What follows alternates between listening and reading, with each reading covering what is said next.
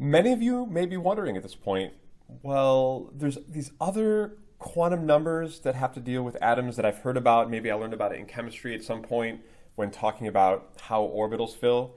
You're maybe like, yeah, I seem to remember something about an L and maybe an M and this M with a little S on the bottom.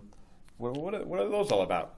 So these quantum numbers have to do with other characteristics of any kind of object, like an atom, where there is some sort of motion, orbiting, or spinning that's happening. And all of those things are happening with atoms. Okay? So the first quantum number that we're going to talk about after the energy quantum number n, so this determines the energy of the orbital. The other quantum number has to do with the angular momentum of an atom. So if we look at an atom, like a classic, let's look at a classic non-quantum atom. So in other words, we just approximate it as just an electron that's orbiting a proton. Anything that orbits or moves in a circle like that is going to have some amount of angular momentum. And those angular momentum possible values for a given atom are also quantized. So it turns out that for any given atom, you can only have angular momentum values. So L is angular momentum.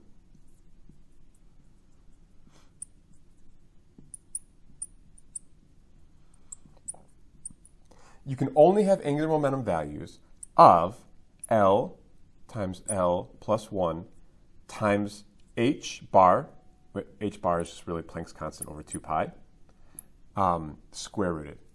Okay, those are the only allowed quantum angular momentum values allowed.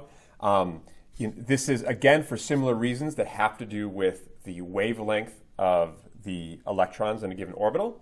And so the only angular momentum values that you can have follow this formula. And that means that there's this L quantum number here that determines what those values of angular momentum are. And you also have a very intimate relationship with this quantum number because this is the quantum number that tells you what are the types of orbitals you have. Do you have an s orbital, a p orbital, a d orbital, an f orbital? All those have to do with how much angular momentum you have. So if you go to this table here that says the value of L versus the letter symbol, you'll see that for L equals 0, you have the classic s orbital, right? Which makes sense. So what does an s orbital look like? It's just a sphere, right? And if it's a sphere, it's going around in all the directions at once, right? And so if it's going around in all those directions, then the net angular momentum cancels out. There can be no net angular momentum because there's no preferred direction. For there to be angular momentum, you need to have one specified direction, right? So that makes sense. For an s orbital, you should have 0 angular momentum. Well, look at that. It's an L equals 0 number. If I put 0 into this equation up here, I get 0 angular momentum, right? Because 0 times anything is 0, all right? Now, for the L equals 1 quantum number, I get a p orbital. Now, a p orbital can have an angular momentum. Why is that? Well, you probably know from chemistry that p orbitals have these lobes, right? So if my lobes are set in this direction like this, then I do have a definite direction of angular momentum, right? It's in this direction. And consequently, if I put a 1 into this formula, I will have an actual value of angular momentum for that atom. Okay? We can go on. You have L equals 2. That represents the d orbital. And, all the rest of them too. You have the F, the G, and the H corresponding with L equals 3, 4, and 5. And you can check out any chemistry book for what these orbitals look like. So that at least explains and defines what exactly we're talking about when we're talking about this L quantum number in an atom and what it actually represents in terms of the shapes of the orbitals and why they're shaped that way.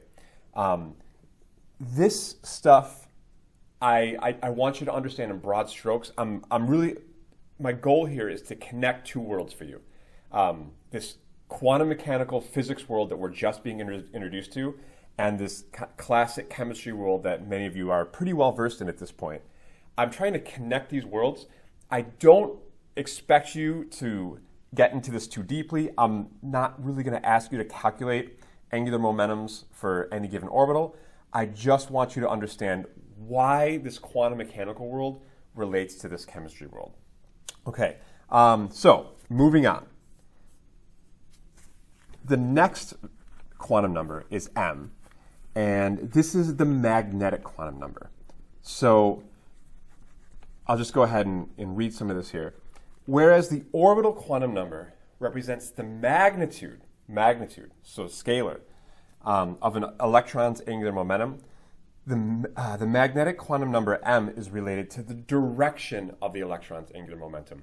That matters. So, you're going to, whether your p lobe is in this direction or in this direction, right, or in this direction, right, so this would be z, x, and y. Regardless of the direction of those lobes, you're going to all have the same magnitude of angular momentum, right? But the direction of the angular momentum is changing because these lobes are aligned on different axes, right? So the magnetic quantum number kind of defines the direction for any given possible L value. And for that reason, the m values for any given L value can range from negative L to L. Okay?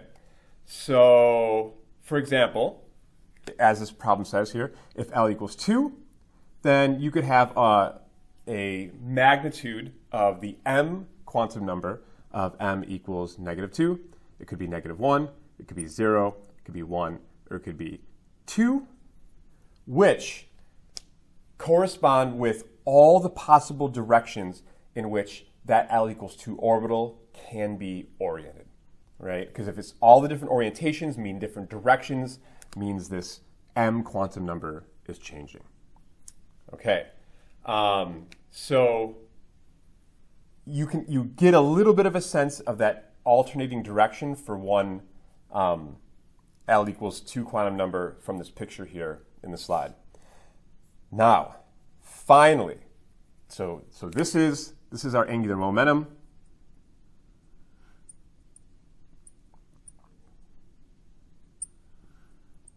This magnetic quantum number is the direction of our angular momentum.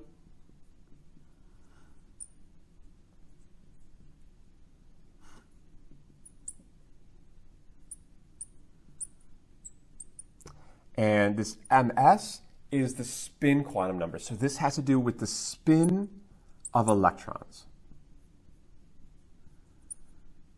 Okay, so not only are electrons orbiting the nucleus, but they're also spinning on an axis. And once again, this is a quantum mechanical conceptualization of what's happening. It's not precisely like a spinning thing as we normally think about it, but it is like spinning in the sense that it does create a magnetic moment, because remember, it is a charge, so a charge that's moving is creating a magnetic moment. So we can at least conceptualize electrons as having the ability, so if this is a little electron, this electron has the ability to spin this way, right, which would create a magnetic moment going up. So this would be like a little mini North Pole and South Pole. Or we could think of an electron spinning this way, right? And that would create a magnetic moment going down. So that'd be like a little north down and south going up. Okay? So these two possible spin directions, clockwise or counterclockwise for an electron, give you the magnetic quantum numbers of ms equals either plus 1/2 or ms equals negative 1/2 to determine the direction in which those electrons are spinning. Okay? And so these two possibilities of spin up, spin down explain why there's allowed to be 2 electrons in any given quantum state. And uncanceled electron spin is the biggest contributor to the magnetic properties that we see in most magnetic materials. When you have unpaired electrons, that means you have more spin in one direction than the other, and you get this net magnetic effect inside of materials. Okay, so quick summary here. We have an n quantum number that determines the energy of any quantum state inside of an atom. All right, and these are defined by when we have an orbital where a whole number of waves for any given electron wave function will fit inside that orbital. And those will be stable orbitals, and whatever energy the electron has at that orbital is its kinetic energy. Cool. Now, energy is not the only property of an electron in an atom. They also have angular momentum because they're whipping around a nucleus, quantum mechanically speaking. And so if it's whipping around a nucleus, you can have certain angular momentum values that are defined by this L quantum number, okay? And once again, you find out the actual angular momentum by taking the square root of L times L plus 1 times h over 2 pi to get the actual value of the angular momentum, you know, as a unit of angular momentum, not just a quantum number. The quantum number itself isn't the amount of angular momentum it has, but you use the quantum number to solve for how much angular momentum the electron has. Now, this angular momentum can be oriented over many different directions and axes. That is represented by the m quantum number that tells us the direction of the angular momentum. And finally, each individual electron can be spin up or spin down, and that defines the ms quantum orbital number, which is the result of the spin of these various electrons, which explains why 2 electrons are allowed per quantum state. Whew. All right, that is the summary of the quantum mechanics of atoms. And I included here for funsies some possible quantum states for the atoms of helium and lithium. They're, you know, the second and third atoms on the periodic table, so they're a little bit more simple. And we kind of touched on this before, but I'll just go ahead and bring it up again. There's this Pauli exclusion principle, which states that electrons can't just pile up in the same quantum state. So many of you have heard that there's this Pauli exclusion principle that states that no 2 fermions, so fermions are particles that have half integer spin. All right, not all particles have half integer spin. There are some particles out there that have whole integer spin. Those are called bosons. We'll discuss those in a second.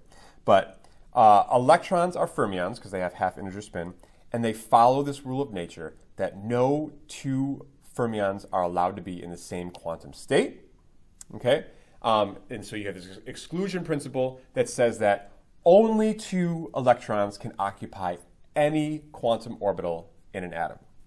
Bosons, however, which have whole number spin, are not subject to the Pauli exclusion principle. In other words, they can occupy the same quantum state, which essentially makes them lose their individual identity. You can't tell the difference between 2 particles that are in the same exact quantum state.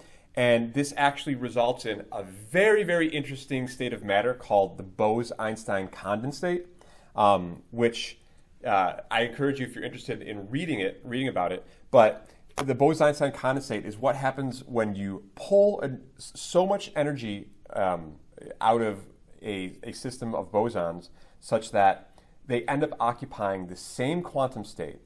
And as a result, their identities merge, and you get this very fascinating state of matter with its own set of properties.